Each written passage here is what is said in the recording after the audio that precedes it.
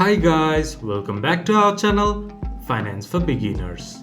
Today in this video I'm going to show you how to download or install Wheatherfront app in your device. Wheatherfront app is a user-friendly and convenient way to manage your investments.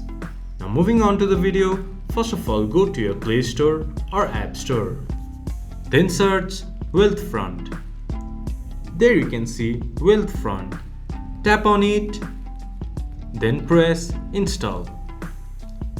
It might take a while to install the app depending upon your internet speed. Once the app has been installed, open Wheatherfront app to help you manage your investment easily.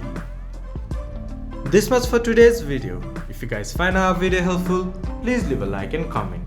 And do not forget to subscribe our channel and hit the bell icon. I'll see you guys again in our next video. Thank you for watching.